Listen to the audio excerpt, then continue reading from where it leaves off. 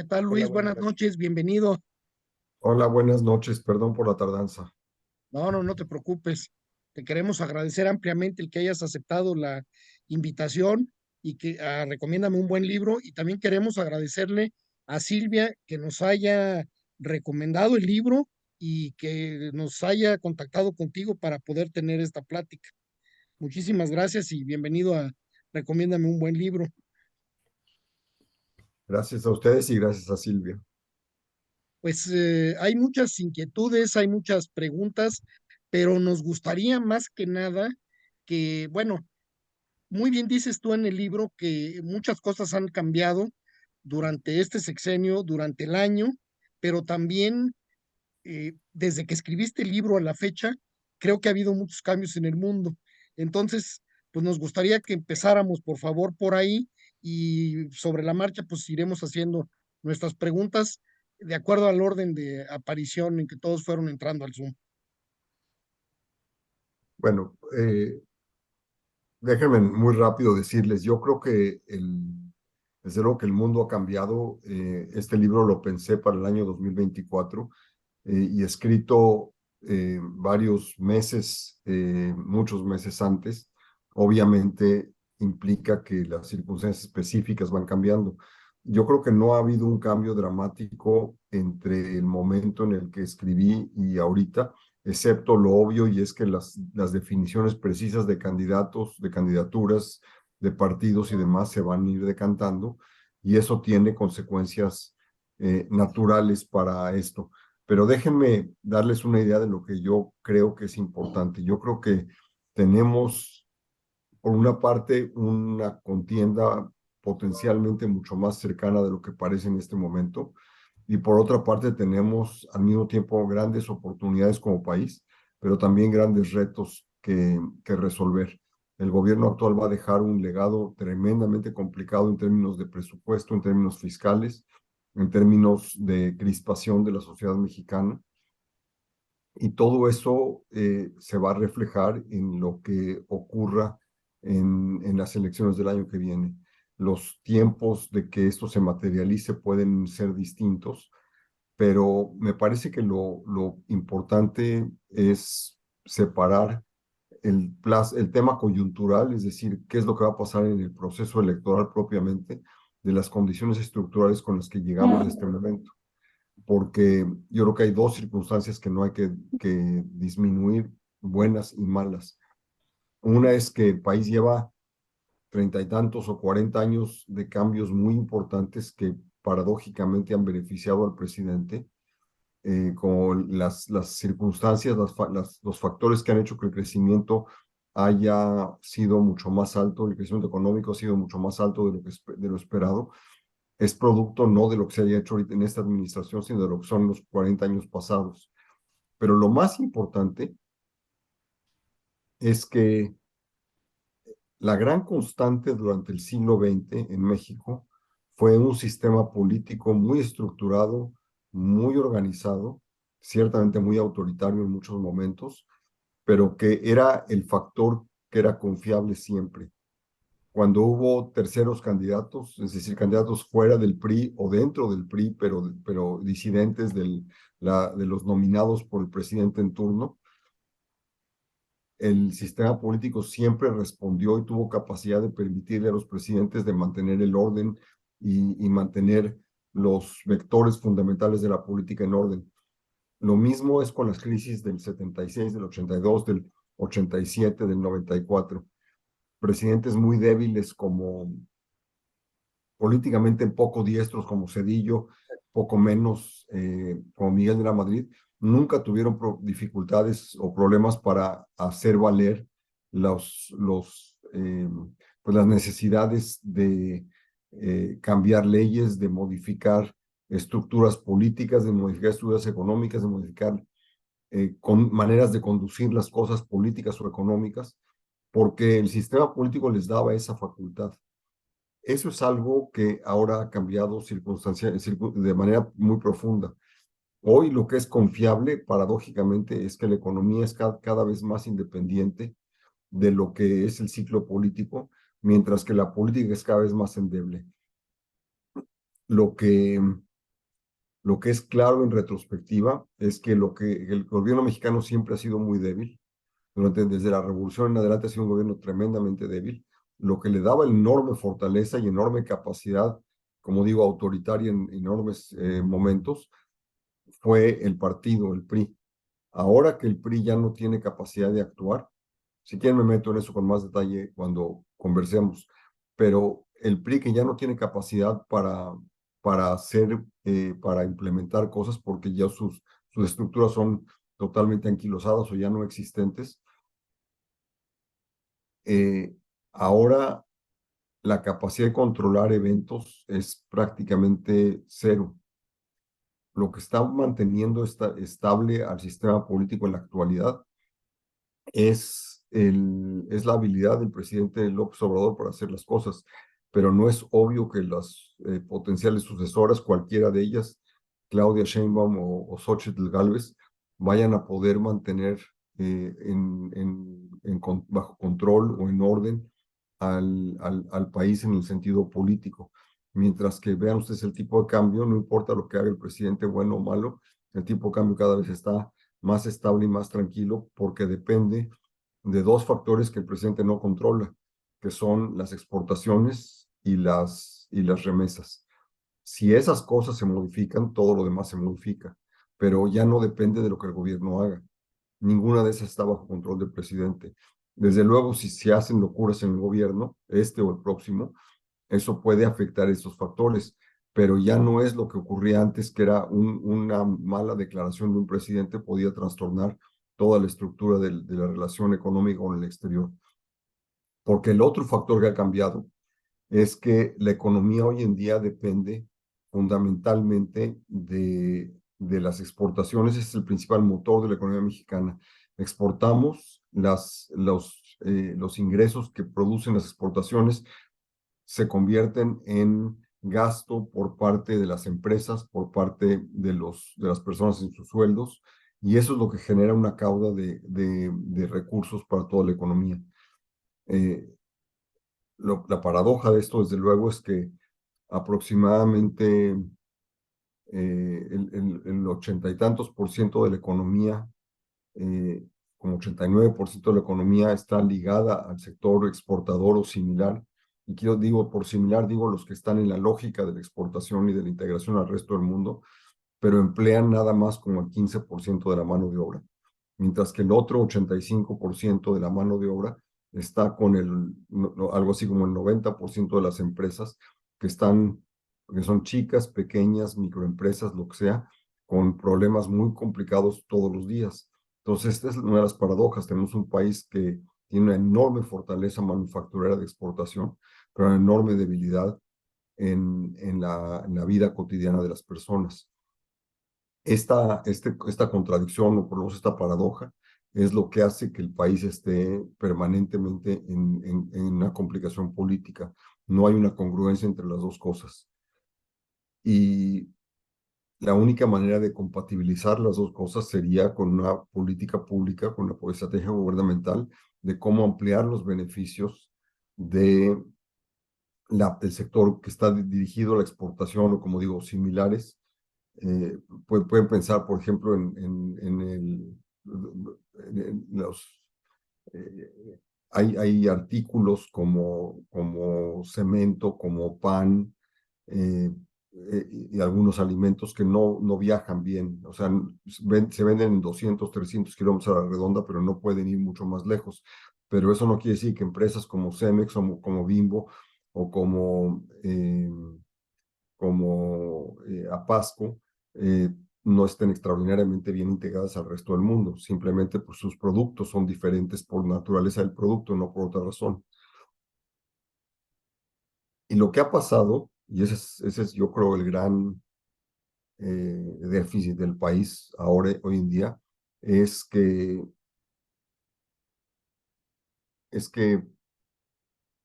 en 1994 lo que el país requería era integrar esta parte del país moderno con el país tradicional, por llamar de alguna manera, para que todo el país, en sentido geográfico, fuese moderno, tuviera la oportunidad de ser igual, y sin embargo eso no se hizo. No se hizo por la crisis del 95 que desvió la atención y las prioridades del gobierno, pero eso lo que creó es un país, no en el sentido geográfico, quiero remarcar esto, la mitad del cual o una parte del cual es moderno, competitivo, funcional, exitoso, y el otro vive en el mundo de la marginación, de la extorsión, de la violencia. Muchas veces coinciden territorialmente las dos cosas, desde luego. Hay lugares como Guanajuato que tienen las dos cosas. Hay lugares en el norte del país en particular por todos los temas del narcotráfico que las dos cosas conviven. Pero esas dos partes del país son una realidad que no podemos soslayar, son realidades que están ahí y que no se van a ir a ninguna parte mientras no cambiemos la manera de funcionar, de gobernarnos, de estructurar la política del país. Déjenme concluir esta primera breve, eh, estos comentarios simplemente con una cosa, y es que yo creo que lo que está de por medio en la elección que viene es si vamos a ir al camino en el cual vamos a privilegiar al sector rezagado o vamos a privilegiar la capacidad o la posibilidad de que se integren los dos países. Yo creo que ese es el verdadero punto de quiebre, porque lo que ha pasado en este gobierno es que el presidente ha hecho mucho menos daño de lo que yo hubiera temido que podía hacer, pero lo que sí ha hecho es fortalecer, privilegiar a la parte informal de la economía, y eso es la parte de la economía que no puede crecer, que no tiene posibilidad de desarrollarse. Y en la medida en que sigamos haciendo eso, lo que vamos a hacer es castigar a la parte formal, que es la que nos mantiene funcionando como país, a pesar de los problemas que tenemos. Entonces, déjenme parar ahí, encantado, le seguimos. Muy bien, Luis, pues muchas gracias.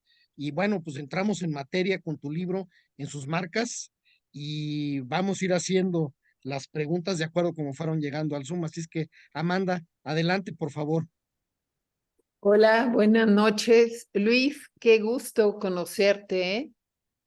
Realmente Igualmente.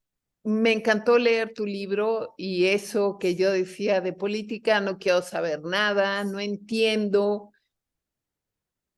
y no quiero leer. Y sin embargo, tu libro me atrapó de tal manera que lo leí en menos tiempo de lo que hubiera sido.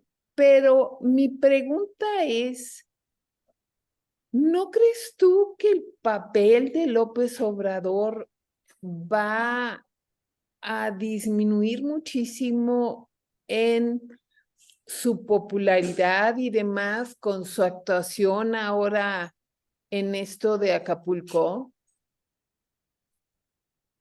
Eh, Mira, yo creo que hay dos respuestas. La respuesta rápida, y primero te agradezco mucho tus amables comentarios. Eh, Me parece que López Obrador es muchas cosas buenas y muchas cosas malas, pero lo que seguro es un genio para comunicarse con su base política. Eh, Muchas veces nosotros no le entendemos, nosotros no hablamos con él. Yo tenía una relación muy cercana con él cuando era jefe del gobierno de la Ciudad de México, o del DF en aquella época, eh, y habla normal, no habla así lento y pausado. Eh, es una persona que calcula perfectamente bien a quién le está hablando y de qué manera le habla y qué le está diciendo. Y a lo que se dedica permanentemente es hablarle a ese México que él identificó como base política para, para mantenerlo cercano a él. Ahora, si eso aguanta la incapacidad de resolver problemas básicos, esa es la gran pregunta, yo creo, para el primer domingo de junio del año que viene. La población de México tiene una relación vieja, piensa en toda la época priista en la que se intercambiaban favores por votos. Los candidatos le regalaban algo a la gente a cambio de su voto. Eh, entonces la gente está acostumbrada a una relación transaccional con el gobierno. La pregunta es si esa relación transaccional sigue vigente o si lo que dicen las encuestas es que tiene una enorme popularidad, es algo que cambió en la realidad política del país. Yo no tengo ninguna duda que hay como 30-31% de la población, la base dura del observador, que cree fervientemente y ciegamente en él. No estoy seguro que así sea para el resto, pero esa es una de las cosas que vamos a tener que ver el año que viene. Acapulco le va a pegar en alguna medida, pero yo creo que no es comparable al sismo de la Ciudad de México en 85, porque sin el mejor afán de ofender a nadie que no vive en la Ciudad de México, y creo que casi todos ustedes no viven en la Ciudad de México, el efecto político de Guerrero es mucho más pequeño de lo que podría ser si fuera en Monterrey o en la Ciudad de México, o en un lugar así mucho más impactante en términos económicos. Yo lo que creo es que Acapulco lo van a dejar podrirse. Va a depender mucho de esfuerzos individuales, de si el edificio lo revitalizan o no, si el hotel aquel lo revitalizan o no. Me temo que mucho del crimen organizado se va a dedicar a rescatar hoteles y cosas por el estilo para otros objetivos, obviamente. Y eso no va a ser bueno, pero en términos de política nacional, yo dudo que vaya a tener un efecto muy grande, con toda franqueza. De acuerdo. Gracias, gracias y muchísimo gusto. Gracias. Igualmente. Jenny, adelante con tu comentario. Gracias. Luis, antes que nada tengo que darte las gracias por escribir de esta manera tan realista, tan pura y de esta manera en el que no te vas hacia un lado, sino que tocaste muchos temas y de varios momentos del país.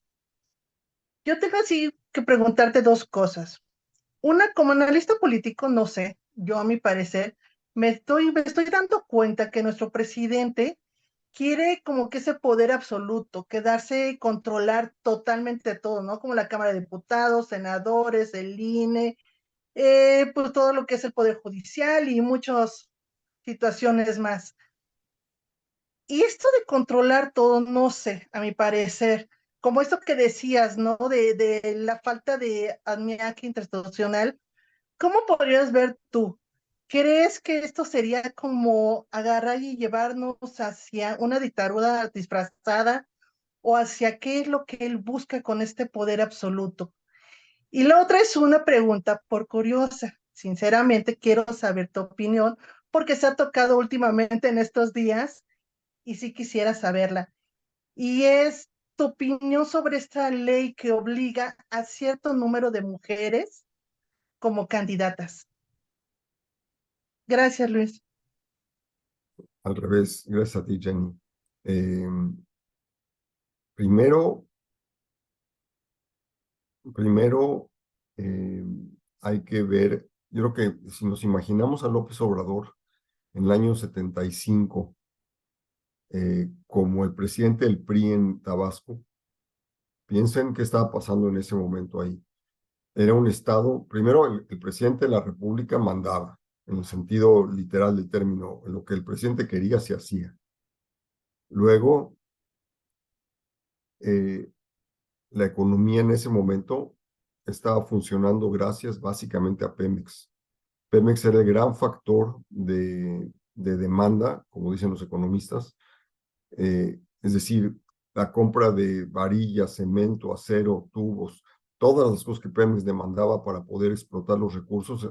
Pemex apenas había descubierto los recursos, prácticamente no tenía deuda, era una empresa sumamente, no digo, Pemex nunca va a ser muy limpia, pero en términos financieros no tenía una hoja de balance muy complicada y entonces estaba arrojando petróleo casi gratis. Hubo un par de pozos petroleros que se encontraron en aquella época, que me acuerdo un agente de Exxon una vez vino a mi oficina y me dijo que no había nada en el mundo como eso, que solamente había quizá un pozo adicional que producía 180, 190 mil barriles diarios de petróleo, que lo típico, el promedio era 40, 50, 60 y que así es como funcionaba. 40 o 50 o 60 contra 180,000 o 170,000 o algo por el estilo. Entonces, que eso le había dado a Pemex una fuente de ingresos brutal.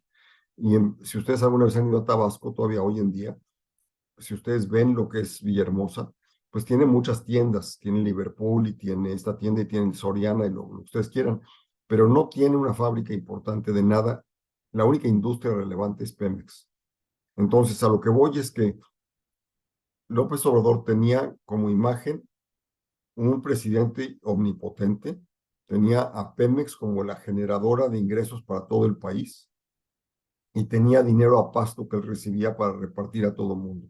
Entonces, ¿qué es lo que él encontró? Que la política se hace repartiendo dinero, que la economía funciona gracias a que Pemex sea muy fuerte y que lo que hay que tener es un presidente fuerte que mande sobre todo el mundo. ¿Qué es lo que ha tratado de hacer?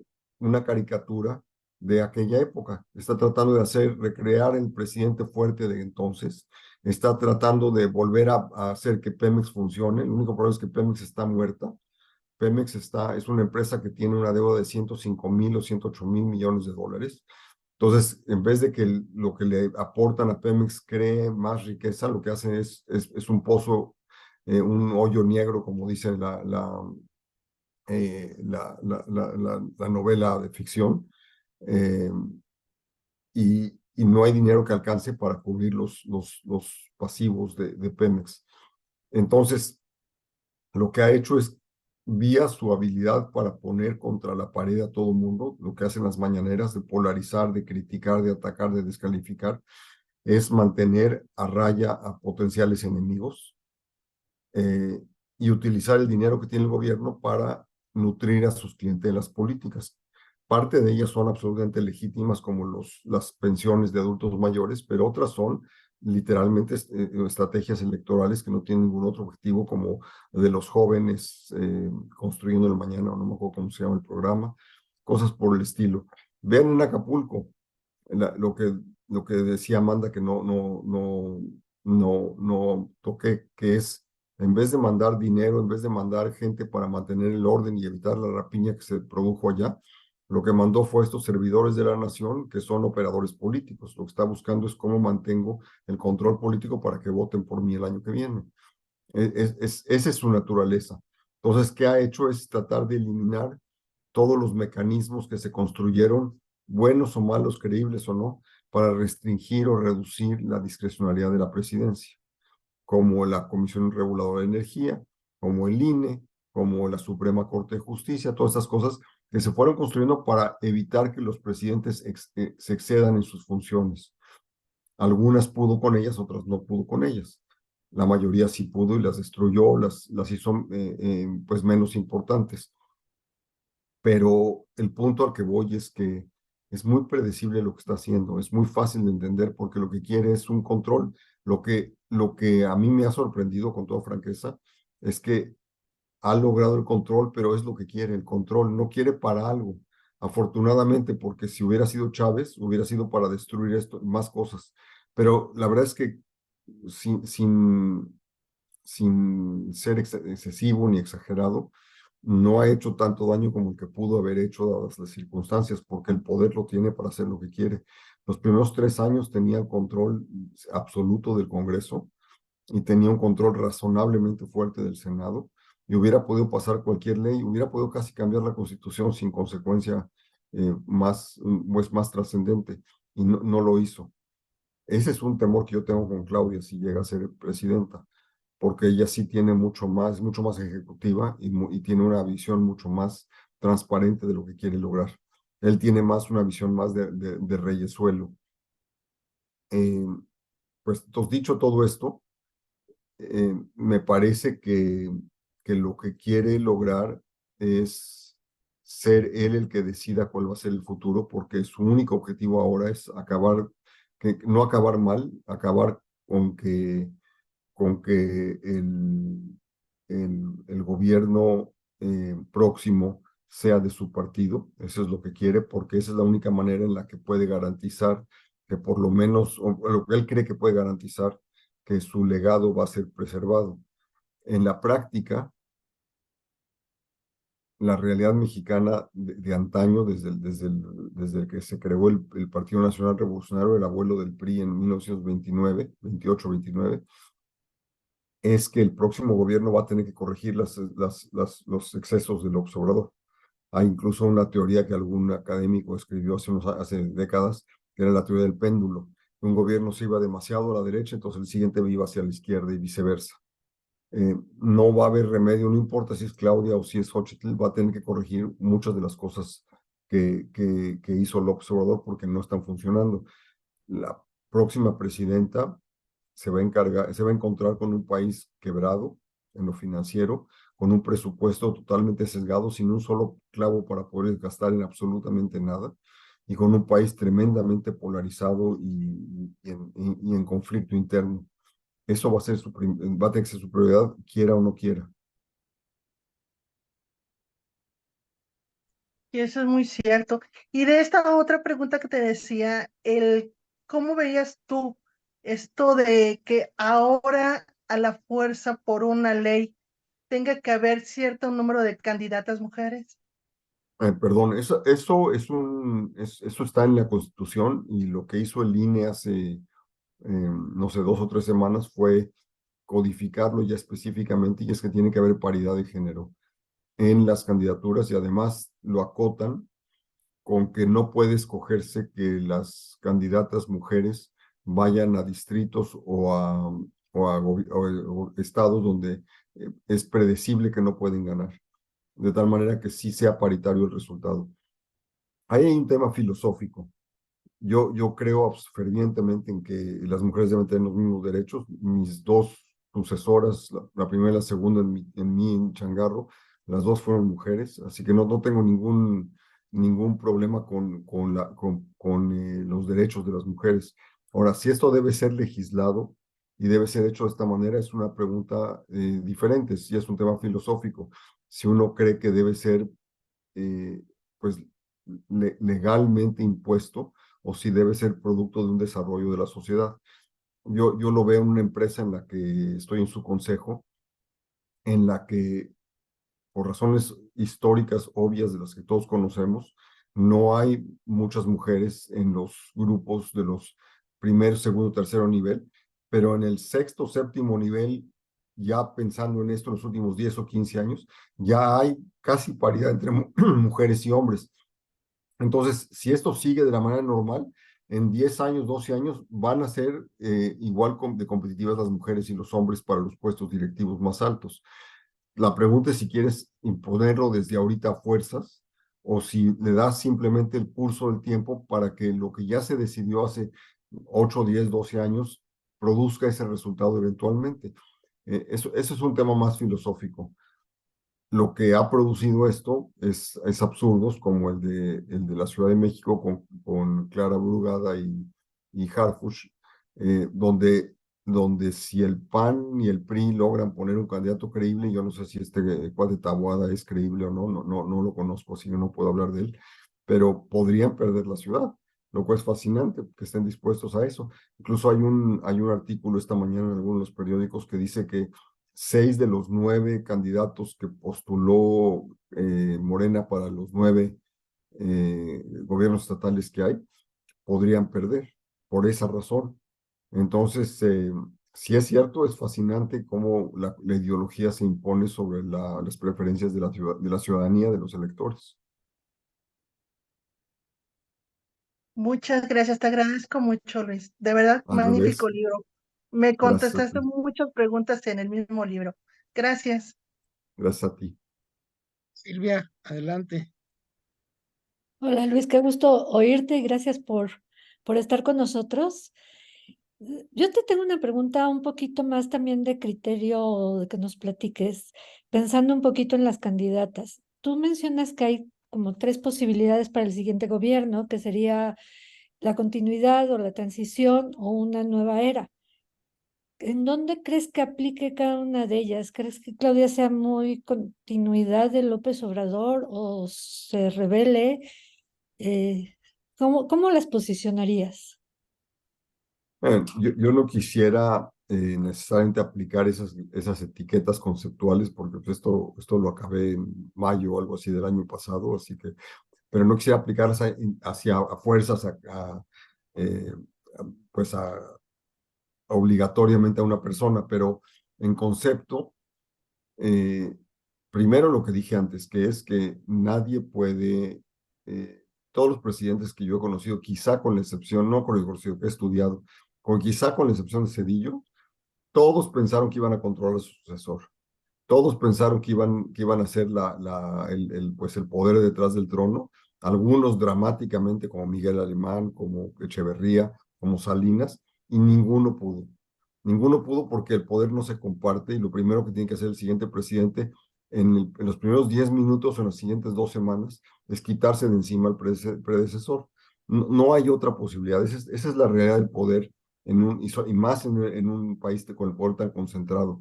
No hay manera de compartirlo. Entonces, dicho eso, una cosa es que quien mande sea el predecesor, otra cosa es si va a haber continuidad o no. Si, en alguna medida, si observas los últimos 40 años, Salinas, Zedillo, Fox, Calderón y Peña, hay una continuidad de políticas bastante clara y bastante estricta.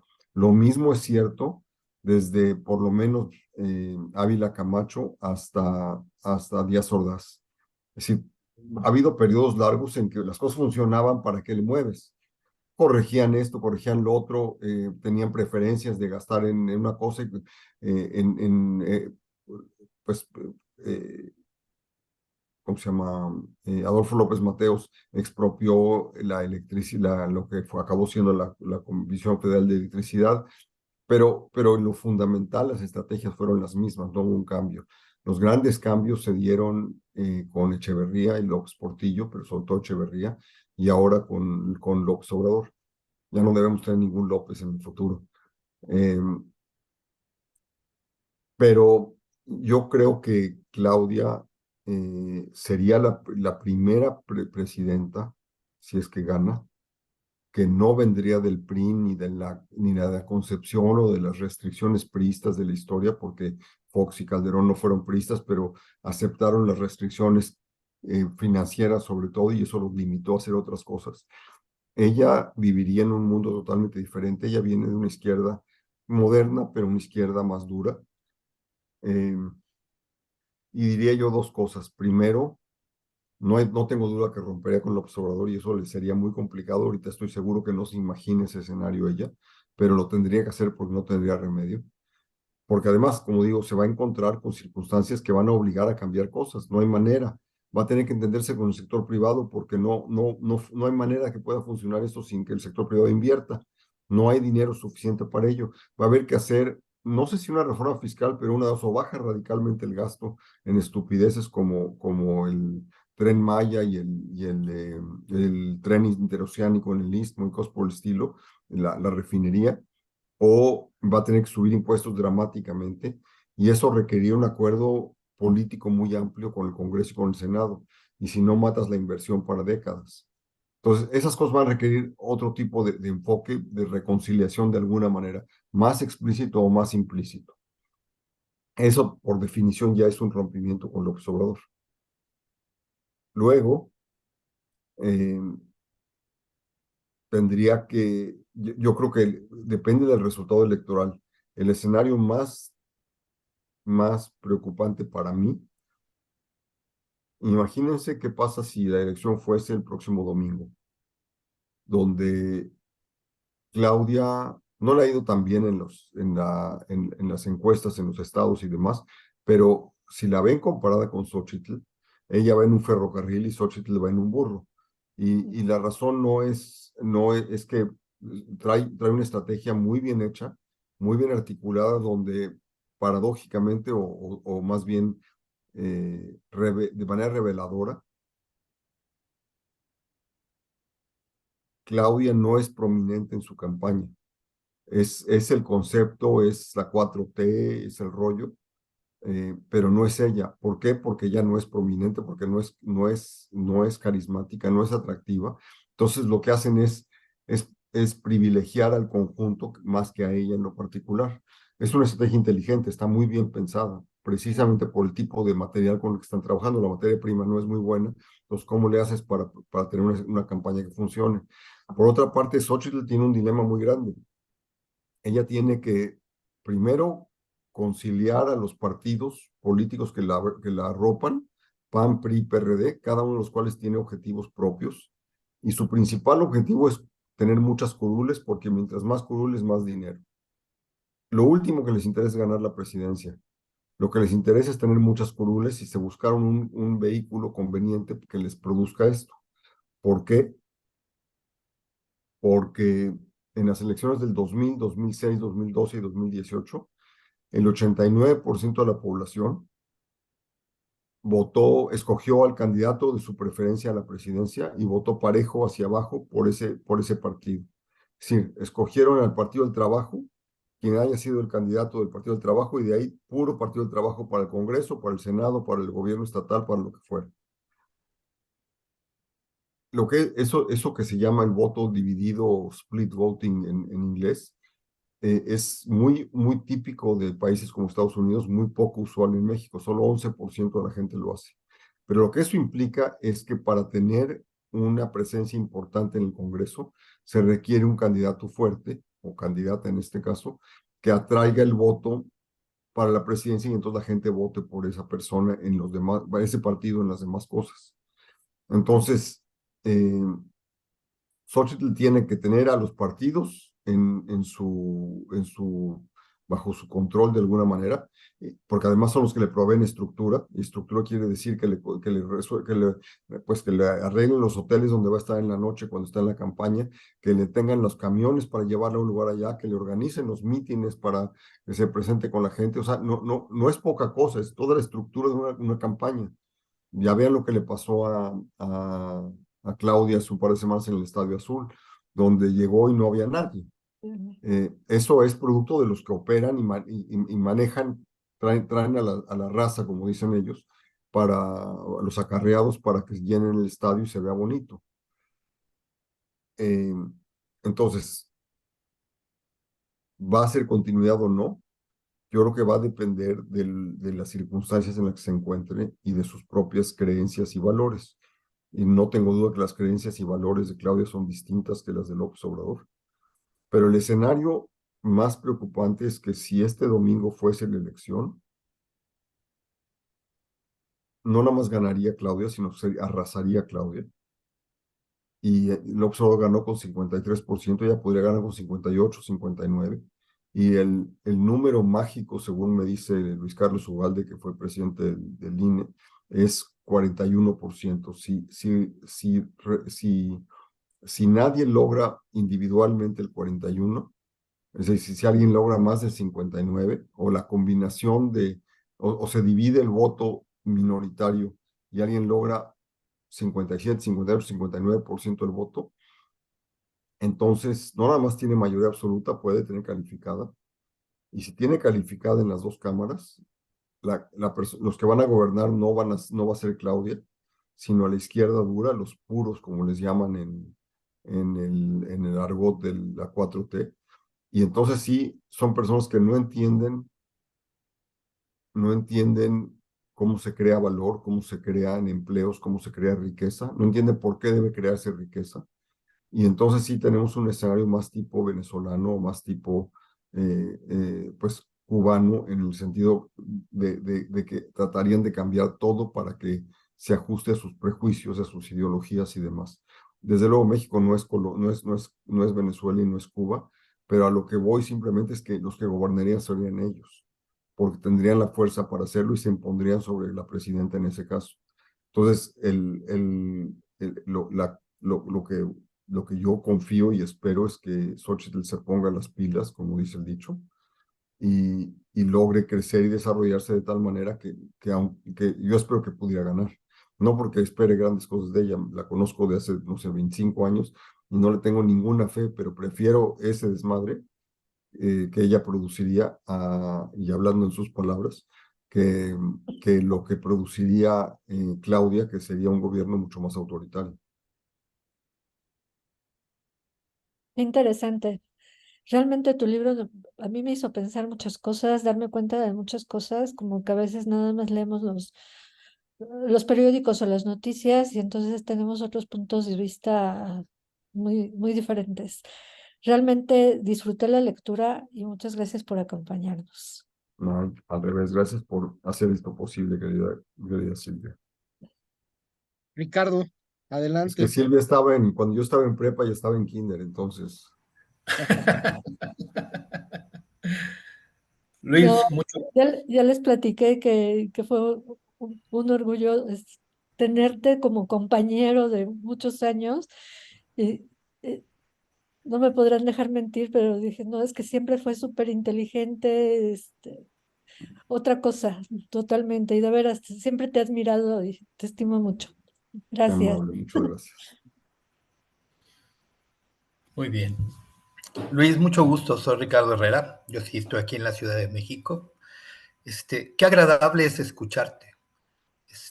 Creo que me queda más claro lo que has dicho ahorita que lo que leí en el libro. Y el libro es muy, muy claro.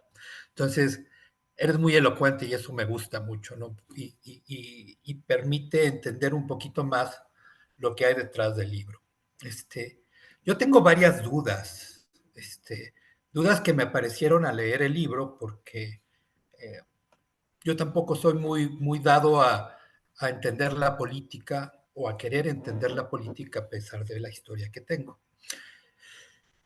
La primera pregunta que quiero hacerte es, me llamó mucho la atención esto de la refinería. A mí también de principio se me hace, pues, ¿para qué una refinería si ya vamos para energías limpias y todo ese tipo de cosas? Pero también leyendo, yo no sé en qué momento vamos a poder cambiar el parque vehicular de lo que tenemos ahorita a un parque vehicular eléctrico y todo lo que conlleva poner y dar autonomía a todos esos, porque la carga de los autos eléctricos no es fácil. O sea, tú llegas a la gasolinera y 5 minutos y tienes autonomía para 600, 700 kilómetros, dependiendo de tu auto. Tú vas en tu Tesla y pues tienes autonomía de 2 horas y media, 3 horas, depende de dónde, y si llegas a cargar, pues tienes que tardarte varias horas en que se carguen las pilas y es una carga adicional cerca de 500 kilos adicionales para tu auto y la energía que se produce, ¿no? Entonces, ahí yo no sé, y leyendo un poquito también, pues, por ejemplo, en Estados Unidos tienen un parque vehicular actualmente del 5% en autos eléctricos. Si hay países como Noruega que tienen el 80%. Pero dadas las condiciones que tenemos en el país, a mí lo primero que me dio escozor es cuánto tiempo vamos a tener para poder cambiar nuestro parque vehicular, que sea accesible para todos los bolsillos, que tengamos la infraestructura para poderlo tener y cuánto tiempo vamos a depender de los hidrocarburos todavía para entender un poquito la necesidad de esa, pues no sé si es capricho de López Obrador o si realmente la necesitemos, ¿no? Esa es la primera, la duda que tengo. La segunda duda que tengo es, ya ahorita que estás hablando de candidatos y candidatas, yo no veo en el país todavía, en la oposición actual, una figura que arrase. No, no, lo dijiste ahorita, si ahorita fueran las elecciones, difícilmente perdería a Claudia, es más, arrasaría a Claudia, ¿no? Tu pronóstico, ahí se nos fue. Sí, sí, Sí, estoy, Se cortó la señal de Luis, vamos a esperar un momentito. sí, se le fue la red. sí, Vamos a esperar. O se fue la luz. Se fue la luz. Lo asustaste ya con tus preguntas. perdón, perdón. Vas de Amanda Castañeda. Estás sin micrófono. Ya vi, ya vi. Ya. Ahí vas. Uno, sí, tres. Listo. Gracias. Va, que va. Y vamos a esperar un segundo. Ahorita que nos aparezca aquí que se vuelve a conectar. Ay, aquí está mi teléfono. Es lo malo de las comunicaciones Sí, y de la habilidad de todavía del Internet. Comentando un poquito nada más de lo que preguntas, yo creo que sí va a faltar mucho para hacer un cambio vehicular, definitivamente, eso es un hecho, porque además siguen siendo muy caros los coches, tanto híbridos como eléctricos, etcétera, etcétera. pero hay, digamos, en lugar de hacer una nueva instalación, se pudieron haber echado a andar unas que no están produciendo tanto como podrían estar produciendo. Ya Ya me entró gané. nuevamente. Hola, perdón, pero se apagó mi computadora, no sé qué pasó. No, adelante, bienvenida nuevamente. No sé en qué parte te quedaste, Luis. No, o sea, no, escuché yo creo que todo. El tema de los vehículos eléctricos es, yo creo que hay dos temas distintos. Uno es el de la capacidad de los vehículos eléctricos, de las baterías, para ser recargados con oportunidad y con celeridad. Yo creo que es un tema técnico que todo el mundo sabe que existe. Si uno va en Estados Unidos en algunos centros comerciales y demás, hay gente sentada en su coche esperando a que se cargue. Es fascinante ver eso, gente perdiendo el tiempo ahí. Yo supongo que es un tema técnico que eventualmente se resolverá y que en unos cuantos minutos, como en una gasolinera, se resolverá ese tema. También hay, desde luego, el asunto de, de, de si vas a California o vas a algunos estados del este o del oeste de Estados Unidos, vas a encontrar suficientes lugares para recargar a distancias razonables. Pero si te vas a otros lugares donde la gente no está en esa lógica, no hay lugares para recargar o no con suficiente frecuencia. Yo he leído más de un artículo periodístico en el que dicen que tuvieron que, o sea, diseñados para probar a ver cómo está la cosa en términos eléctricos, y que tuvieron que diseñar su viaje para ir a lugares, de ir de lugar a lugar en el que seguro hubiera un lugar para recargar su batería. Entonces, sí es un tema evidentemente logístico y tecnológico. Y por otra parte, ves, las empresas automotrices están ya comprometidas a que para el año 2030, 2035 ya van a tener el 50% o el 80% de sus vehículos que están vendiendo ya van a ser eléctricos o híbridos O de hidrógeno, ¿no?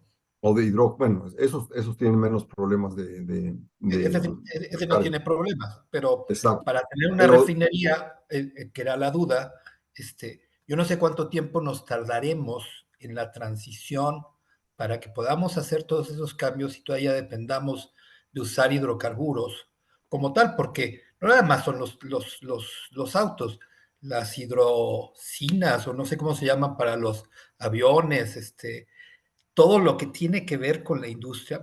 Ahorita que estabas diciendo de los vehículos eléctricos en Estados Unidos, a mí me tocó ver cómo uno se quedó sin batería y traes tu batería cargando en la cajuela que se alimenta con gasolina, ¿no? Entonces como que dices, pues ¿para qué bueno, tengo en un este eléctrico? momento esa es la cosa lógica, el tener los coches que tienen las dos cosas, porque te Exacto, dan la autonomía necesaria para funcionar.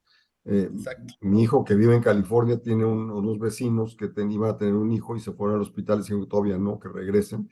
Se quedaron en un hotel porque no estaban seguros que iban a encontrar suficiente en dónde recargar la batería del coche. O sea, esas cosas están pasando. Ujú. Eh, Yo creo que en México claramente con este gobierno ha habido una decisión contraria. Lo que decía yo de la lógica del observador de Tabasco, él rechaza y rehuye y le parece que es aberrante la noción misma de que haya coches eléctricos, porque todo tiene que ser a partir de petróleo. La refinería es una locura, 18,000 millones de dólares tirados en una refinería cuando lo que deberíamos estar haciendo es otro tipo de cosas. O sea, yo no sé si la solución es eléctrica o no. Yo no tengo ninguna duda de que tenemos un problema climático, pero sí tengo dudas de que las soluciones que se están planteando sean las adecuadas o sean viables, porque el costo de implementar estas soluciones va a ser dramático e implica que vamos a restar crecimiento económico. Para países relativamente pobres y para los muy pobres, Claro. quizá la ecuación de los coches eléctricos y de el gasto en esto no sea lo más lógico. Una cosa es que haya un problema y otra cosa es cómo te va a pegar a ti el problema. Ahora, México es uno de los países que le va a pegar más duro si uno sigue lo que dicen los especialistas. Eh, el clima va a pegarle mucho más a México que a otros lugares por su localización geográfica. Yo no sé si no tengo manera de evaluar esto, pero tienes razón. Lo que no hay es una decisión nacional, gubernamental o privada de cómo vamos a enfrentar esto de una manera que sea lógica, razonable y eficiente en términos de costo y de beneficios, que es la manera como tiene que evaluarse. Pero ya se gastó ese dinero en esa refinería y la pregunta que va a tener que hacerse el próximo gobierno es cómo se puede utilizar lo ya invertido en algo útil para el futuro, y capaz que hidrocina es una de esas cosas que sí funciona, por ejemplo, aunque gasolina ya no se vaya a necesitar eventualmente. Para empezar, no hay cómo enviar la gasolina más que por pipa a otros lugares, porque escogió un lugar que era atractivo ideológicamente o históricamente o digamos, en términos nacionalistas, más bien estatistas, en el sentido no de nacionalizar, sino de que es de Tabasco, para que ahí se realice se construye una refinería que no tiene un sentido lógico ahí. Las refinerías las construyen cerca de los mercados de venta, no cerca de donde está la producción de petróleo. Claro, claro.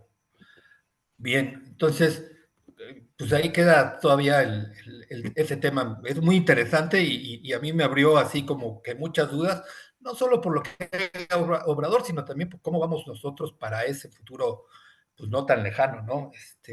La segunda pregunta que te quería hacer, y me juro que me cayó, es tú, ¿cuál es tu pronóstico? Porque yo lo que comenzaba a decirte es, yo no veo en la oposición actual una figura realmente que arrase, o que vaya a cambiar mucho. Tú lo dijiste, si fueran las elecciones este domingo, Claudia arrasa y hay una serie de cosas. Entonces, primero, ¿cuál es el pronóstico? Yo creo que ya no hay tiempo para que alguien se haga para atrás con Xochitl, si van a tener que estar con Xochitl.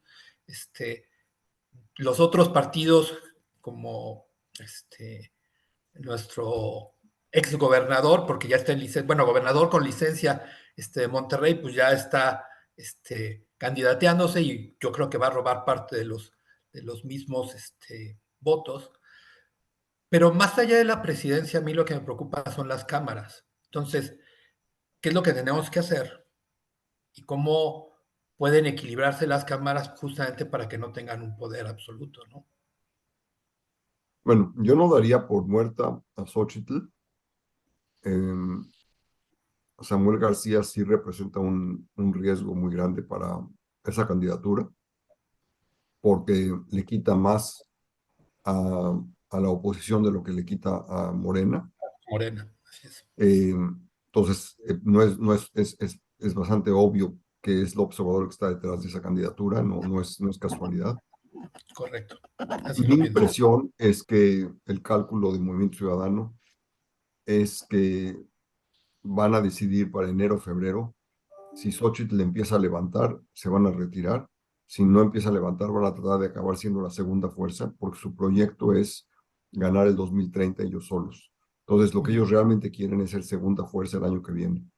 Si creen que pueden lograrlo, lo van a hacer. Si creen que no pueden lograrlo, se van a echar para atrás para no quemarse. Eh, porque no hay que olvidar que Movimiento Ciudadano es el único de los partidos relevantes hoy en día que no fue parte del Pacto por México de Peña. Y ese pacto yo nunca lo entendí, nunca entendí por qué el PAN o el PRD se sumarían a eso, porque el beneficio era cero y el costo potencial era enorme, y es lo que pasó. Fue puro costo, cero beneficio. El Ya Movimiento desapareció. Ciudadano inteligentemente no se sumaron a eso, y ahora es un partido independiente que tiene un chance. Yo creo que tampoco tienen chance de ganar en 2030, pero bueno, esas son otras cosas.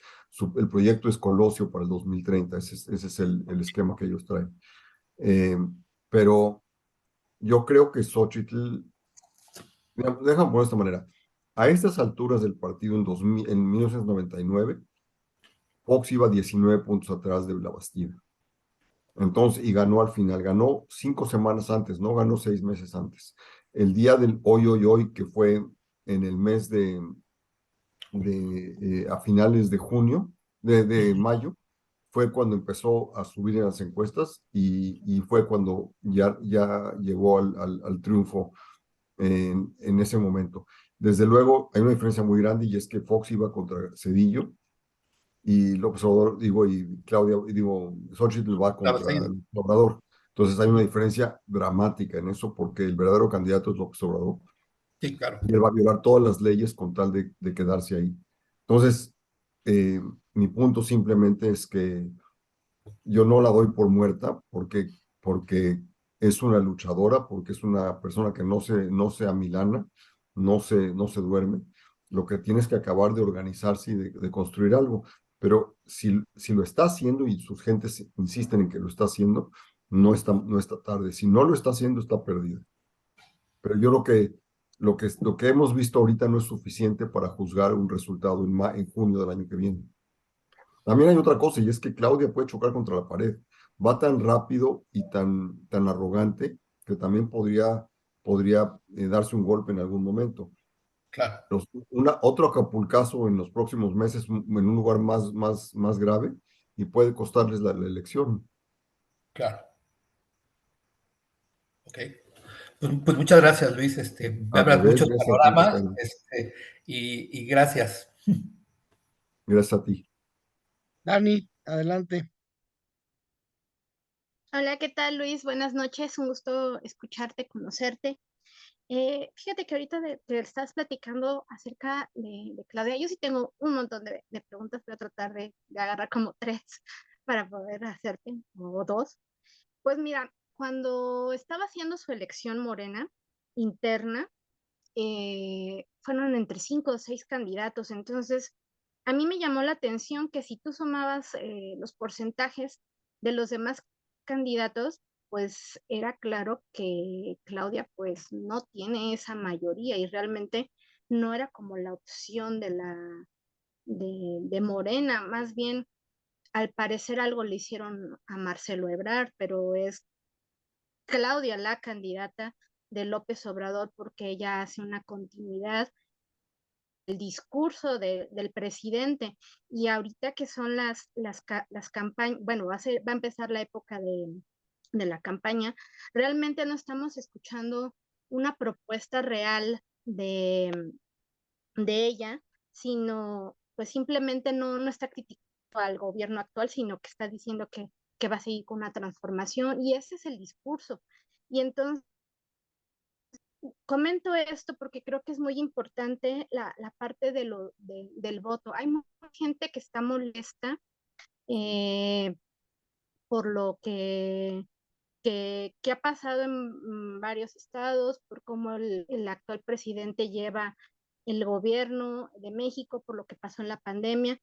Y creo que muchas de estas personas están optando de una manera tal vez equivocada de decir, pues no voy a votar o voy a anular mi voto y creo que ahí estamos en un gran problema, porque lo más importante es realmente que la gente que está preparada, la gente que tiene conocimiento, la gente que tiene un disgusto realmente ejerza ese voto y no deje que la compra de votos, la compra de los acarreados, el voto popular sea pues el que gane, ¿no? Entonces a mí me gustaría saber tú cómo ves en ese factor, porque si empezamos a ver como el mapita que tú nos ponías, a lo mejor de cómo está actualmente cada estado de la República y quién está gobernando, eh, y que realmente nos decías hace rato, pues que Claudia arrasaría, porque también tendría el apoyo de bastantes gobernadores y entonces ahí empieza como a actuar el voto a nivel estado. Entonces, es una manipulación grande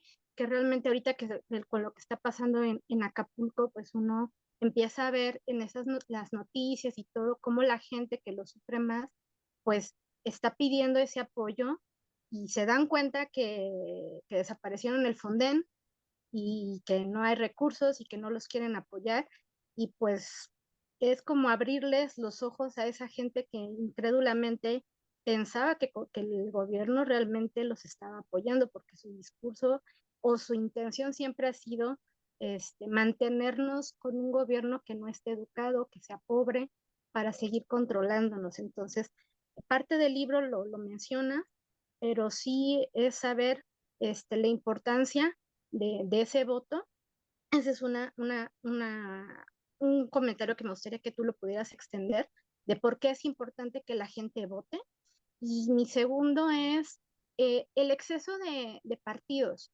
Por ejemplo, si no existiera el exceso de partidos. Es decir, tú nos proponías en el libro que lográramos ser un gobierno hacia lo liberal, pero normalmente esos países que lo han logrado tienen como muy claro derecha e izquierda, y desafortunadamente en México hay un exceso de partidos, de los cuales lo único que hacen es que polarizan y quitan votos. Entonces, en el caso de Samuel, pues sí está robando votos y realmente no sería para Morena, sino para Xochitl. Entonces, ¿tú ves en algún momento en que México pueda lograr eso, nada más dejar dos partidos claros de derecha e izquierda? No, déjame ir por partes. Primero, la manera de cada partido tiene derecho y facultades, y yo creo que no es problema en México y en el mundo, de utilizar el mecanismo que le parezca mejor para nominar a sus candidatos.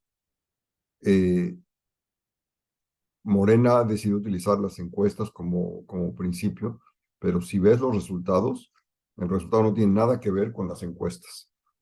O sea, lo vimos este fin de semana, hay de los 9 nominados, 4 no son los que ganaron mayoría en las encuestas. Pocas palabras, hicieron lo que les dio la gana. En el caso de la nominación presidencial, era evidente que la encuesta era de uno. O sea, era una sola persona el que iba a decidir, y ese es López Obrador. No entiendo, sigo sin explicarme, cómo es posible que Ebrard no entendiera eso. Claudia fue verdaderamente patética, autohumillante en la manera como se comportó en esa contienda, porque hablaba como él, decía las mismas idioteces que dice él, la misma manera de hablar, repetía cosas en las que no cree nada, pero porque ella sí entendió que el voto era de uno y él era el que iba a decidir, mientras que Ebrard tiene más mundo, más presencia, estaba ya en campaña como si él fuera el candidato, pero el que decidía era una persona, y el que decidió fue una persona y decidió desde el principio lo que iba a decidir de todas maneras. Entonces, el primer punto es que tienes razón, Claudia lo que tiene, mira, López Obrador ganó con 53% del voto. De ese se estimaba en esa época que el 30% era voto duro, que es casi a prueba de fuego, y 23% fue personas que estaban enojadas con el PRI, con el PAN, con las crisis, con esto, con aquello, frustrados y demás. Muchas personas que conocemos votaron por él, aunque no creían en él, simplemente porque ya estaban agotados o hartados o lo que fuera de otras cosas. Si ustedes ven las encuestas, fue muy interesante ver que Claudia obtenía 30% y Ebrard obtenía 23%. O sea, casi se dividió en ese voto, el voto que era estructural, duro del observador y el otro. Entonces, Claudia tiene una base dura como 30%. El PRI y el PAN garantizan casi 30% entre ellos dos. Ahora, hay veces que si el candidato nominado es panista, los priistas no van a votar y viceversa. Entonces, quién sabe, pero la verdadera lucha está en el 40% restante. Ese es el voto que es independiente, que no está pegado a nadie. Es el que se ha ido, en un momento se fue con Fox y abandonó otros partidos, luego se fue con Peña en el 2012 y luego se fue con el López Obrador en el 2018. No todo el 40, pero un cacho del 40. Ese es donde está la verdadera contienda, porque el 60%, el 30 y 30 respectivamente, más o menos, es voto que no está dispuesto a irse con el otro lado, el otro bando. Es ese 40 donde está, que es muchísimo. En Estados Unidos las elecciones típicamente las decide el 6, el 7% de la población, que son los independientes. En México estamos hablando del 40%, es una barbaridad. Desde luego, venimos del 90% por el PRI, digo, hace 50 años, pero entonces también hay que entender esa lógica. Yo creo que yo no tengo ninguna duda, absolutamente ninguna duda, que el voto hoy en día funciona perfecto, se organizan las elecciones profesionalmente, se cuentan los votos y funciona perfecto, no hay ninguna posible corrupción ahí. Donde hay posible corrupción es en esta locura que hay hoy en día de los teléfonos celulares, en el que les piden, te voy a dar X, te voy a dar pues, estos 500 pesos, pero tráeme una foto del voto en el que votaste como yo te pedí. Eso no es un tema de que se cuenten mal los votos, de que se rellenen las urnas, no es nada de eso, es la corrupción individual.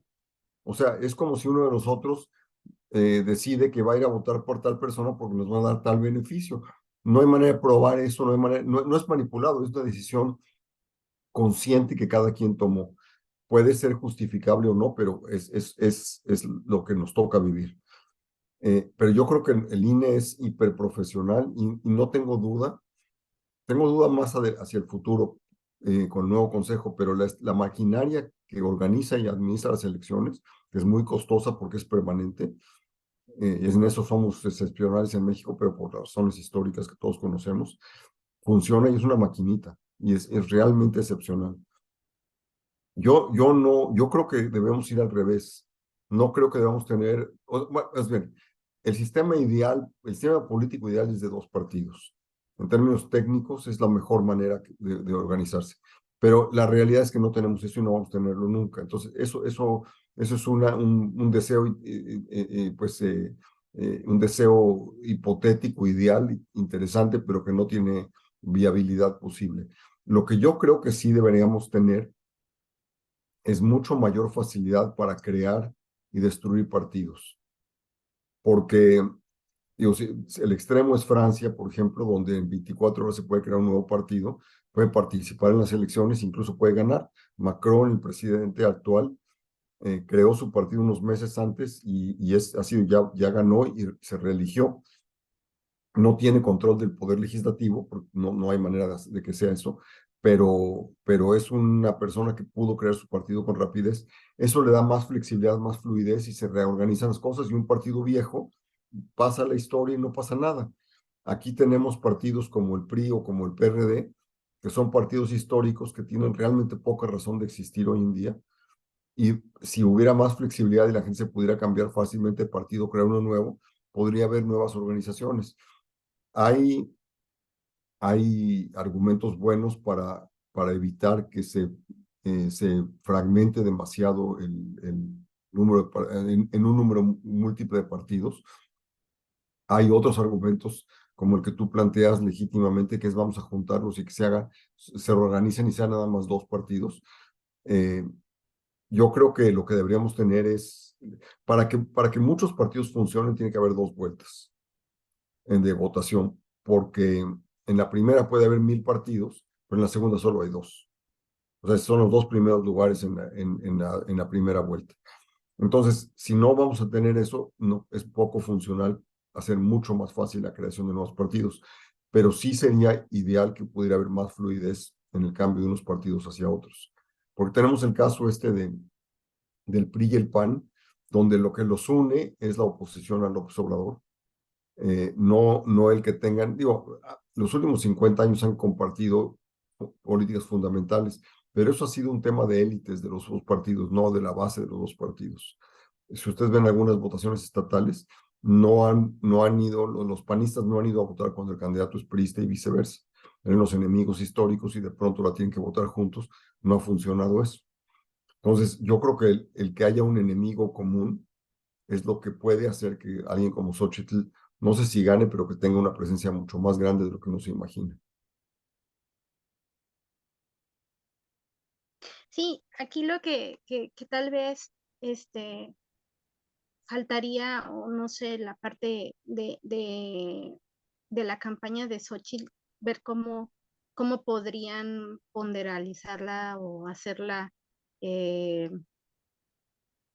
porque si comparamos con lo de Claudia, bueno, pues ahí está totalmente, pues son llenos porque que le llenan los lugares, etcétera, y en cambio no sé, o sea, qué es lo que se requeriría por parte de ella, de la estructura, o empezar, o sea, que no le pasara lo de Marcelo, en el caso de que pues él ya prácticamente se sentía como Claro. el candidato, o el hecho de que pues tal vez era como una amenaza, porque él sí realmente iba a ser un candidato, que iba a llegar para el tipo de sociedad de clase media, o sea, que él iba a poder dar como una transformación. Xóchitl tiene esa posibilidad, pero ¿qué está pasando en las propuestas? O sea, todavía no estamos llegando a esa etapa. ¿En qué momento es conveniente que ella ya comience a hacerlo?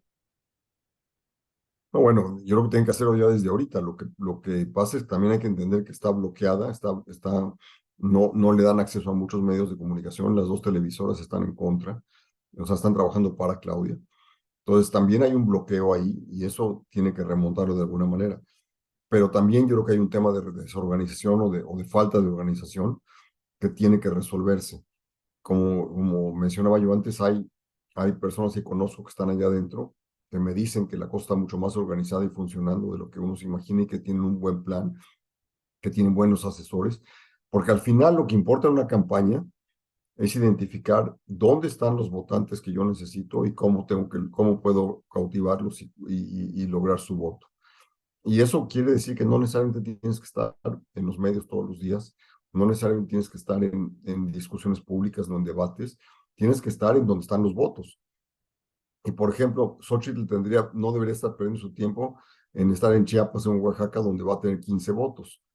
Con simplemente tener alguna presencia indirecta es suficiente, pero sí tiene que estar en Guanajuato, sí tiene que estar en Sonora, sí tiene que estar en Nuevo León, en los lugares donde hay los votos que ella puede obtener. Entonces, cuando tenga una estrategia apropiada para eso, y capaz que la tiene, yo no la veo, pero no dudo que de los que te digo, me dicen, me encontré un par de personas que están en eso, me dicen que sí tiene una estrategia y que está avanzando muy bien en eso. Entonces, yo confío que sea cierto, pero si sumas que su presencia debe ser estratégica en lugares apropiados, no en todo el país, por una parte, y segundo, que está bloqueada en los medios principales, eh, eh, yo creo que a veces no sabemos qué es lo que realmente está pasando, pero una manera de evaluarlo es en periódicos como Reforma, que preferían que ella ganara, y entonces tratan de poner de color de rosa lo que hace ella. Pues por lo menos vemos lo que sí está haciendo. Y la última pregunta ya rápido para que continúen, sería acerca del sector salud. Mira, por ejemplo, yo vi muchas hipótesis en tu libro que están muy padres. Y, por ejemplo, por decir, entro con una idea que tiene López Obrador, que quiere que tengamos el servicio de salud tipo Dinamarca. Pero, a ver, o sea, el problema con él es, le podría dar el beneficio de, de que estaba en lo correcto tal vez, que dentro de las instituciones había corrupción, etcétera, pero va y se pelea y entonces deja a millones de gentes sin medicamentos, o sea, entonces él ha hecho muchas cosas sin ningún tipo de planeación, de una manera autoritaria, arbitraria, y aunque también tenga como esa idea de que vernos como un servicio, no dice ni cómo lo va a lograr, o sea, es meramente pues idealista. Ya a mí me gustaría saber qué pasa ahí con ese tema de la corrupción, porque por decir, eh, los planteamientos que él hace también para jóvenes, por decir, te vamos a dar tanto apoyo si tú estudias. Y desafortunadamente esos chicos pues se encuentran de una manera más fácil el financiamiento con el narcotráfico. Entonces, ¿qué está pasando con nuestras hipótesis, con nuestras ideas ideales de tener un mejor México? Pero desafortunadamente los caminos fáciles los están conduciendo a irse por encaminarse a otro tipo de camino y que no nos permiten crecer como sociedad y como país. Sin duda, el tema de salud es emblemático. López Obrador quizá habría buenos argumentos analíticos para discutir si el seguro popular era bueno o era malo, pero lo que seguro era un desastre era cancelarlo sin tener ninguna alternativa, porque dejó a 50 millones de mexicanos sin acceso a la salud. Entonces, una de dos, o o ha construido un nirvana que no nos hemos dado cuenta, o los daneses tienen un servicio médico terrible, verdaderamente patético. Entonces, la pregunta es ¿qué estamos dispuestos a creer? Lo que es muy bueno el observador es para manipular esta información en ese y en otras circunstancias. Y lo que tenemos que preguntarnos, y eso es lo que decía yo al principio, en junio lo sabremos, es si la gente le cree realmente o si nada más está jugando el juego. Porque es obvio que hay mucha gente que murió o que sufre de, de males de salud diversos y no tiene manera de resolverlos. Y por lo menos lo que había, ciertamente no era excelente, pero era mucho mejor de la alternativa que se ha creado ahora.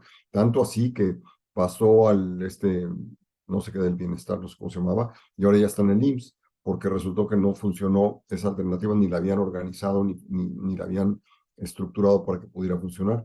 Y el Seguro Social no tiene capacidad para dar servicio. Si cualquiera de ustedes ha tenido alguna vez que ir allá, las colas y los tiempos de espera son dramáticos. Entonces, si además le agregamos otros 50 millones de personas, pues no funciona. Entonces, claramente el Seguro Popular no era una solución perfecta, pero resultó ser increíblemente eficiente para las enfermedades, sobre todo crónicas y excepcionales, o sea, los verdaderamente catastróficas, cuando la gente sufre por razones naturales, desde un accidente hasta un infarto, cosas que son necesarias para atenderse. Yo creo que mi experiencia en observar a los políticos es que los que apuestan a que la gente es estúpida, típicamente, eventualmente pierden. Pero el observador nos ha demostrado por 5 años y pico ya que bueno, todavía no son 5 años, que puede seguir apostando y no pasa nada. Vamos a ver qué pasa el año que viene. Pero de todas maneras, no se olviden que en 2021 la oposición en conjunto, es decir, la oposición en bloque que fue PAN, PRI, PRD, más Movimiento Ciudadano que fue por sí misma, ganó 53% del voto contra 47% de Morena. Entonces, o sea, la oposición en conjunto derrotó a Morena. En los números acabó en 49 contra 57,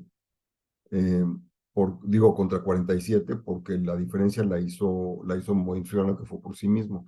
Entonces, sí es perfectamente plausible que esto ocurra, no es imposible. Muchas gracias, Luis. Al revés, gracias a ti, Dani. Mariana, adelante. Buenas noches, Luis. Mira, tú hablas en tu libro que los gobiernos que han apostado a la educación, como Singapur, Corea, China, han tenido un repunte muy bueno. Yo llevo muchos años trabajando en educación y a pesar de la corrupción que ha habido en la Secretaría de Educación Pública, por lo menos teníamos un sistema pues bastante fuerte.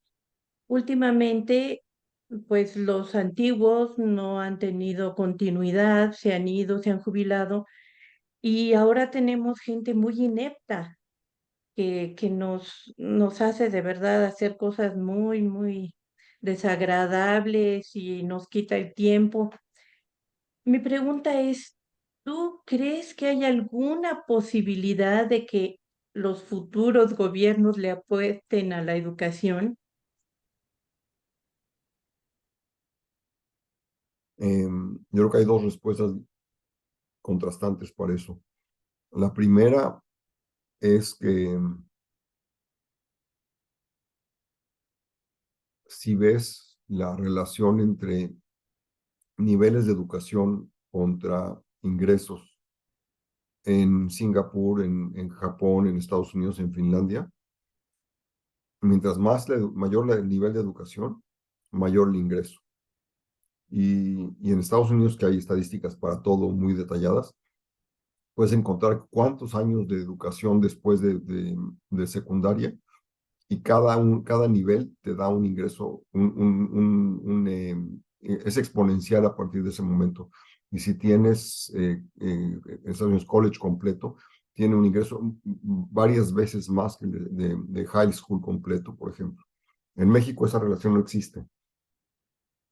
Hasta la fecha, hoy en día, la apuesta de facto que ha habido en México es a que sea la gente con educación típicamente de secundaria la que tiene los mejores ingresos y podemos excluir una élite relativamente pequeña en términos relativos, es decir, 2, 3, 4 millones de personas que hemos tenido el privilegio de tener otra educación en términos de calidad y de posibilidades.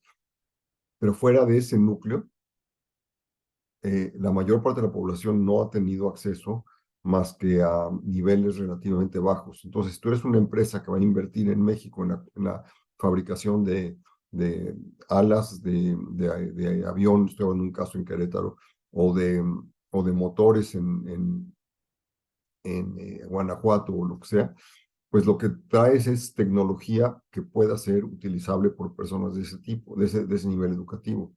No traen lo más sofisticado porque no hay esa capacidad. Y eso que el mexicano, el Milusos famoso, tiene una capacidad de adaptación extraordinaria, muy superior a lo típico en el resto del mundo. Pero en Singapur hace cosa de 40 años, en un momento dado decidieron que iban a incrementar los salarios mínimos para que pudiera funcionar y los subieron a un nivel en el que ya no entraban la maquiladora del tipo que México ha recibido en el curso de su historia.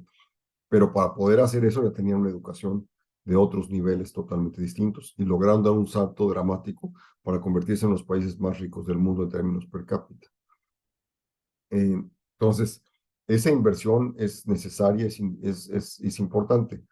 ¿Por qué no ha ocurrido? Por una razón muy sencilla, porque históricamente la educación en México ha sido un instrumento de control político. No ha sido vista como un mecanismo para que la gente progrese, para que haya mayor productividad, para que la gente se desarrolle. O sea, no está pensada para cómo hacemos que la gente haga lo mejor y lo máximo que pueda ser capaz de hacer por sí misma. Ha sido vista como un mecanismo para control de las mentes de las gentes. Déjenme darles un ejemplo de un ámbito que no tiene que ver con la educación, pero que lo refleja. Por ahí del 2000 o 2001, me buscó una institución brasileña. Me dijo que estaban haciendo un estudio en América Latina sobre el Poder Judicial y que querían ver si nosotros estábamos dispuestos a hacer un cuestionario sobre el Poder Judicial en México para incorporar en el estudio que ellos estaban haciendo para toda América Latina. Entonces hicimos la encuesta, fuimos a ver jueces, ministerios públicos, etcétera, etcétera, abogados, y entregamos el trabajo cuando era la fecha oportuna, y como a los 2 meses me habla este cuate y me dice, hay un error en tu trabajo. Y le digo, ¿por qué hay un error? Me dice, porque no tiene nada que ver con los demás países. Los números no cuadran. Entonces revisamos todos los números y demás. Le dije, pues está bien, no hay ningún error, la cosa quedó bien y demás. Quedó molesto, pero como no sé, al año y medio después me habla un día y me dice, fíjate que te debo una disculpa. Resulta que este es un estudio que es mundial, no es nada más de América Latina, y que al incorporar los números de América Latina con el mundial, resulta que México es un outlier, está totalmente fuera de los números de América Latina. ¿Qué es lo que demostraban esos números? Era que un país va más avanzado en jueces y otro más avanzado en ministerios públicos, uno está más atrasado en las cárceles y otros están más. O sea, cada país dice, pero todos estaban dentro de un marco bastante similar en América Latina. Dice, ustedes están en otro planeta, pero al ponerlo en el marco mundial se parecen muchísimo a Rusia.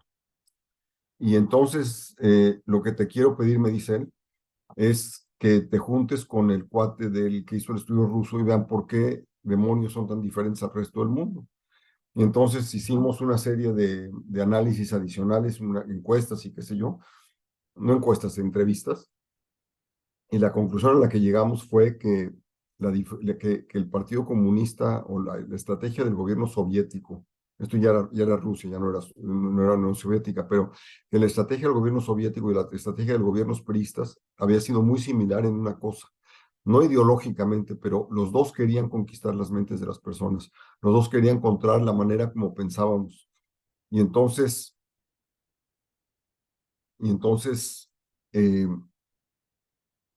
éramos muy parecidos a los rusos en nuestras concepciones políticas. Por ejemplo, en el caso ese, no estoy hablando de educación, pero México ha gastado fortunas enteras en términos relativos en el poder judicial federal y muy poco dinero proporcionalmente en la justicia local, lo que llaman los abogados fuero común. Pero la mayoría de los problemas que afectan a la gente son del fuero común. O sea, los que son temas federales son las drogas, es las relaciones internacionales, drogas quiero decir los narcos, pero lo que afecta a la gente es los conflictos de contratos, los robos, los asesinatos, todo lo cual ocurre a nivel de un estado, de una ciudad. Y en eso no hay ninguna capacidad en México, no se ha desarrollado, es muy poco lo que se gasta y lo que se ha invertido en eso, y así era en Rusia también. Entonces, es lo mismo, lo que hemos tenido es gobiernos dedicados al control de las mentes, dedicados al control punto, y han utilizado la educación y los libros de texto, el debate reciente de los libros de texto es exactamente ese, es cómo controlamos, cómo manipulamos las mentes de las personas para que sigan votando por nosotros. Esa ha sido la lógica, es una lógica priista 100% la que ha seguido López Obrador, es un priista, o sea, eso es lo que es. Y entonces ha seguido la misma lógica que siguieron sus predecesores en ese partido, podrá denostarlo y podrá ser desagradable, pero su naturaleza es esa. Entonces, mientras no rompamos ese círculo vicioso, el país no va a poder progresar. Y yo nomás he conocido en mi vida profesional a un presidente que fue disruptivo en lo genérico, pero en la educación tampoco le entraron, no se puede pedir a todo el mundo que entre a todo, pero ese fue Salinas, es el único que cambió la lógica del país. No voy ni a abogar ni a defender, pero simplemente fue el único que cambió nuestra lógica. En vez de vernos hacia adentro permanentemente, empezó a ver que veamos hacia afuera, y en vez de ver hacia atrás, que veamos hacia adelante.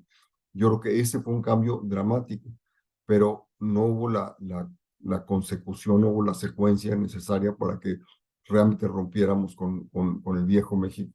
Y lo que estás describiendo, Marién, es el viejo México que está ahora en día otra vez de vuelta. Explícitamente, porque implícitamente nunca desapareció. Muchas gracias. Al revés, gracias a ti.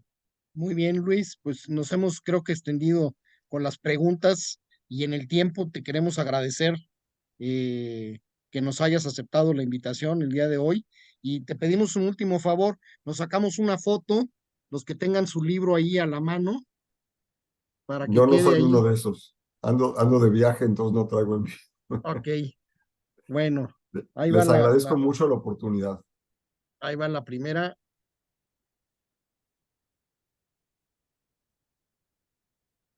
Y una más.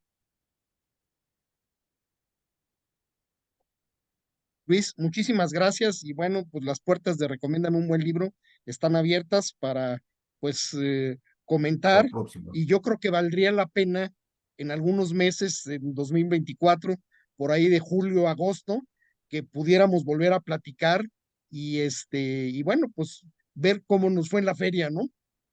Yo espero ya tener uno nuevo para entonces. Les aviso encantado y les agradezco de veras la oportunidad y gracias a ti, Silvia, en particular. Muchas gracias, muy buenas noches a todos. Buenas noches, muchas gracias. Gracias, buenas Gracias. Hasta luego. Bye. Buenas noches a todos. Gracias, buenas noches. Adiós. Buenas noches.